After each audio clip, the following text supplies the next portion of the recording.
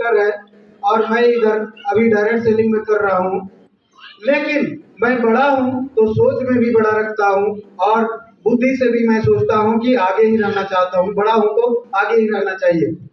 इसलिए मैंने direct selling को चुना, क्योंकि डायरेक्ट सेलिंग को चुनने से पहले मैं 2.5 लाख कर्जे में था और उस 2.5 लाख को कर्ज को चुकाने के लिए मेरे पास सही रास्ता नहीं मिल रहा था। उसी बीच में हमारे सर लोग मिले और मुझे इस कंपनी के बारे में बताए, तो मुझे ऐसा लगा जैसे ये जगह मेरे लिए बना है, ये जगह मेरे लिए बना है। और मैं बिना वक्त गंवाए उसी समय मैं ज्वाइन कर लिया और लगातार मेहनत करता रहा। मैडम बोलती थी गलत जगह पे काम कर रहे हैं, मैडम साथ नहीं देती थी। मैडम बोलती थी कि एक बच्चा है, पालना मुश्किल हो रहा है, आपको कहीं से चोरी करके लाइए, कमा के लाइए, लूट के लाइए, लेकिन अपना बच्चा को पालिए। और या तो बच्चे को लेके घर जाइए और अपना खेती बाड़ी कीजिए।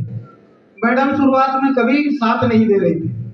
उसके बाद धीरे धीरे ऐसा समय भी आया एक वक्त कि मैडम को मुझे डिसीजन लेना पड़ा कि मैडम को और बच्चा को कम से कम 2-3 साल के लिए मैं छोड़ देना चाह रहा था इस काम के चलते, क्योंकि इसी काम से मैं आगे बढ़ सकता हूँ, परिवार को गरीबी से निकाल सकता हूँ और अपना जो समस्या है या सपना है उसको मैं पूरा कर सकता हूँ, सपना को पूरा कर सकता हूँ। इसीलिए मैंने इस काम को छोड़ा नहीं। इस काम को जब मैं छोड़ नहीं रहा था, मैडम मुझे खाना बना के नहीं दे रही थी।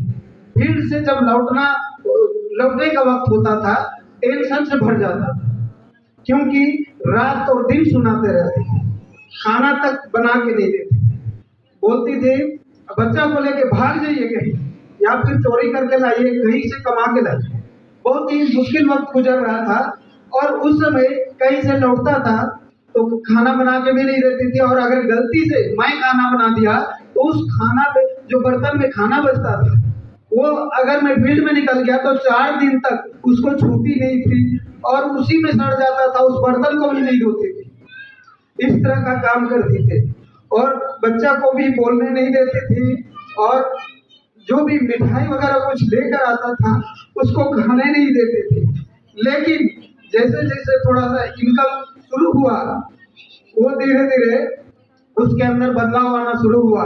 और जब मैंने फाइनल डिसीजन कर चुका था कि मैं लोन लेके बच्चा को और मेरी वाइफ को कम से कम 4-5 साल के लिए इसी काम की वजह से मैं छोड़ना चाह रहा था, मैडम को जब पता चला तो मैडम फिर नॉर्मल हो गई। उसके बाद थोड़ा नॉर्मल व्यवहार करने लगी तो मैं छोड़ नहीं पाया।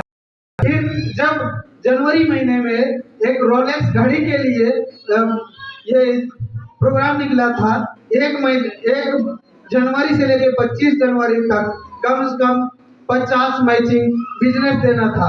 उस समय मैं बीमार पड़ गया था, 2-3 दिन से मैं बेड में था, लेकिन मैडम बोलती है मुझे घड़ी चाहिए, 9,000 की घड़ी चाहिए।